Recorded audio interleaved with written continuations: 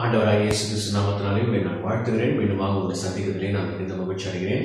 இன்னைக்கு நம்ம பிள்ளைகளுக்கு நம்ம என்ன சொல்லி தர போறோம்னு சொன்னா, என் கையில் ஒரு சின்ன ஒரு பேப்பர் நான் வந்து பிடிஎஃப்பும் இருக்குது என்கிட்ட. நான் அந்த குரூப்ல நான் போடுறேன். இது ஆக்சுவலாக வந்து கேம். நான் ஒரு A4 ஷீட்டில் நான் செஞ்சு வச்சுருக்கேன். இல்லை நீங்கள் இதுவே நீங்கள் பிரிண்ட் அவுட் எடுத்து நீங்கள் இதிலே பண்ணினாலும் நீங்கள் பண்ணலாம், ஒன்றும் பிரச்சனை இல்லை. இது என்ன போட்டிருக்குன்னா, பாருங்க, இது ஒரு பிக்சர் இருக்குது, ஒரு ஷர்ட் படம் இருக்குது, அதில் வந்து 2 ஹோல்ஸ் இருக்கிற மாதிரி இருக்குது. இதில் வந்து மேலே போடுறது how many holes are there in this shirt or in this shirt. ஓகேங்களா? இந்த ஷர்ட்டில் எத்தனை ஓட்டை இருக்குது. இப்போ நம்ம பிள்ளைங்கிட்ட நம்ம இந்த படத்தை காட்ட போகிறோம். இங்கே பாரு பிள்ளைங்களா, இந்த ஷர்ட்டில் எத்தனை ஓட்டை இருக்குன்னு நீங்கள் சொல்ல போகிறீங்க, அவ்வளோதான்.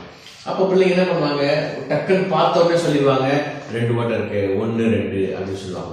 ஒரு சில பிள்ளைங்க கொஞ்சம் யோசித்து நம்ம என்ன சொல்கிறோன்னா, இல்லை 2 ஓட்டை இல்லை, அதுக்கு மேலேயே இருக்குது, 2 ஓட்டைக்கு மேலே இருக்கு, அது எப்படி அப்படின்னு ஒரு சில பிள்ளைங்க கண்டுபிடிப்பாங்க. இங்கே மேலே போடுறதுக்கு இது ஒரு ஹோல்ஸ் தானே, இங்கே ஒரு ஓட்டை இருக்கு, ஓகே, அப்போ 1 2 3 ஆச்சு. அப்போ நீங்கள் சொல்ல போறீங்க, இல்லை இன்னும் ஹோல்ஸ் இருக்கு, ஓ அப்போ கை போடுறதுக்கு இந்த பக்கம் 2, அப்போ 1 2 இன்னும் எக்ஸ்ட்ரா இருக்கு, அப்போ 1 2 3 4 5 இருக்கு அப்படின்னு சொல்லுவாங்க. உடனே நம்ம என்ன சொல்றோம், இன்னும் கண்டுபிடிங்க, இன்னும் இருக்குது ஹோல்ஸ் அப்படின்னு. பட் ஓ இந்த பக்கம் கீழே இது ஒரு ஹோல்ஸ் இருக்கு அப்படின்னு சொல்லிட்டு பிள்ளைங்க சொல்லுவாங்க. என்ன பண்ணுறது, எனக்கே இந்த கேம் ஒன்றும் புரியலையே அப்படின்னு நீங்கள் சொல்லுவீங்கன்றதுக்காக தான் நான் என்ன பண்ணேன்னா, ஒரு A4 ஷீட்டு, 2 A4 ஷீட்டை நான் என்ன பண்ணிருக்கேன்னா, இந்த மாதிரி ஒரு A4 ஷீட் தான், ஒரு A4 ஷீட்டை பாதியாக மடித்து அதில் வந்து இந்த மாதிரி ஒரு ஷர்ட் ஷேப்பில் நான் கட் பண்ணி வச்சுருக்கேன். அந்த பிக்சரில் இருக்கிற மாதிரி 2 ஓட்டை போட்டு வச்சுருக்கேன். சரிங்களா? இப்போ நம்ம பிள்ளைங்களுக்கு நம்ம என்ன சொல்ல போகிறோம் சொன்னால், ஃபர்ஸ்ட் நீங்கள் இந்த பிக்சரை காட்டி நீங்கள் சொல்லுங்கள். அப்புறம் பிள்ளைங்களுக்கு புரியலன்னு சொன்னால் நீங்கள் இந்த மாதிரி இந்த A4 ஷீட்டில் நான் அது பாருங்க 2 A4 ஷீட்டு இதை நான் ஒட்டி வச்சுருக்கேன். 2 ஷீட் இருக்குது, இது அவங்களுக்கு இது ஒரு ஷீட்டு, இது ஒரு ஷீட்டு, இது நான் செலோ டேப் போட்டு ஒட்டி வச்சுருக்கேன். உங்களுக்கு தெரியணுன்றதுக்காக நீங்கள் என்ன பண்ணுறேன்னா, கம் போட்டு நீங்கள் ஒட்டிக்கலாம். ஆனால் ஒட்டும்போது கொஞ்சம் ஜாக்கிரதையாக ஒட்டணும், அது எப்படின்னு நான் சொல்கிறேன். இப்போ நான் என்ன பண்ண போகிறேன்னா, இங்கே பாரு, இதில் இந்த எத்தனை ஹோல்ஸ் இருக்குது அப்படின்னு கேட்டோன்னா பிள்ளைங்க வந்து 2ன்னு சொல்லுவாங்க ஃபர்ஸ்ட்டு. அப்போ நம்ம என்ன சொல்ல போகிறோம், இல்லை இங்கே பாரு, இங்கே ஒரு ஹோல்ஸ் இருக்குது அப்படின்னு சொல்லிட்டு, இது நம்ம ஷர்ட் போடுற அந்த கழுத்து பக்கம், அந்த பக்கம் ஒரு ஹோல்ஸ் இருக்கு. இங்கே இப்போ கை போடுறதுக்கு உன் ஷர்ட்ல ஹோல்ஸ் இருக்கியா இல்லையா, அந்த ஒரு ஹோல்ஸ் இருக்கு. இந்த பக்கம் ஹோல்ஸ் இருக்கா, ஹோல்ஸ் இருக்கு. இந்த பக்கம் கீழே ஹோல்ஸ் இருக்கா, இருக்கு. அப்போ மொத்தம் எத்தனை ஹோல்ஸ் இருக்கு. உடனே எப்படி என்ன பண்றாங்க, 1 2 3 4 5 6 ஹோல்ஸ் இருக்கு அப்படின்னு சொல்லுவாங்க. ஆனா இல்லை, இதுல 8 ஹோல்ஸ் இருக்கு. அது எப்படி 8 ஹோல்ஸ் அப்படின்னு சொன்னா, இந்த இடத்த நீங்க பாத்தீங்கன்னா இது 2 தான். ஆனா ஆக்சுவலா வந்து ஒரு ஷர்ட்ல வந்து 2 பக்கமும் துணி தான் உள்ள உடம்பு, ஓகேங்களா? இதுதான் உடம்பு ஆள் இருக்கிறது உள்ள.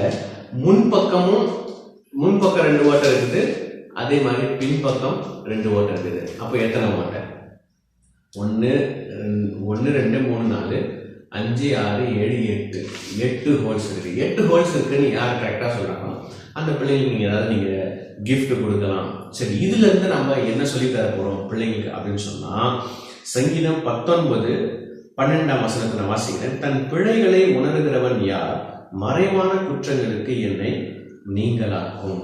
சில நேரங்களில் நம்ம என்ன செய்வோம்னா, நம்முடைய வாழ்க்கையில் இருக்கிற குறைகள் நமக்கு தெரியாது. நிறைய சமயத்தில் நம்ம மற்றவங்களுடைய குறைகள் நம்ம பார்ப்போம். அந்த பையன் பொய் சொல்றான், அந்த பையன் சண்டை போடுறான், ஐயோ அவன் கூட நம்ம சேரக்கூடாது, அவன் கெட்ட பையன் அப்படின்னு சொல்லிட்டு மற்றவங்களை பத்தி தம்பி தங்கச்சி நிறைய காரியங்கள் சொல்ற. அவனுடைய உன்னுடைய வாழ்க்கையிலே பாரு, நீ நினைச்சிட்டு இருந்த 2 தான், ஆனா இது 2 இல்லை, முன்னாடி 2 பின்னாடி 2. அப்ப எத்தனை பாரு, இந்த பக்கம் 2 இருக்கு, இந்த பக்கம் 2 இருக்கு. பாரு உன்னுடைய வாழ்க்கையில் இருக்கிற குறைகளை.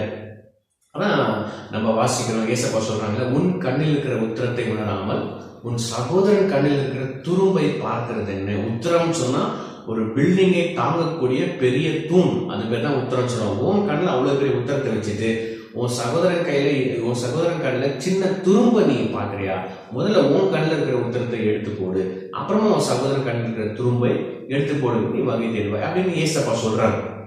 இதுல இருந்து நம்ம பிள்ளைங்களுக்கு என்ன சொல்லி தரப்போம்னா, பார் தம்பி தங்கச்சி, நம்ம எல்லாருமே வாழ்க்கையில தவறு செய்திருக்கிறோம். நீயும் ஒரு சில இடங்களை தவறு செய்திருக்கிற, நானும் உனக்கு நான் சொல்லி கொண்டிருக்கிற அண்ணனும் ஒரு சில இடங்களை நான் தவறு செய்திருக்கேன். என்னன்னா நீங்க ஏசப்பா பிள்ளை நினைச்சா நீங்க என்ன தப்பு பண்ணிருக்கீங்கன்னு சொல்றீங்க ஆமா, இந்த உலகத்துல யாருமே 100% பர்ஃபெக்ட் கிடையாது தம்பி தங்கச்சி.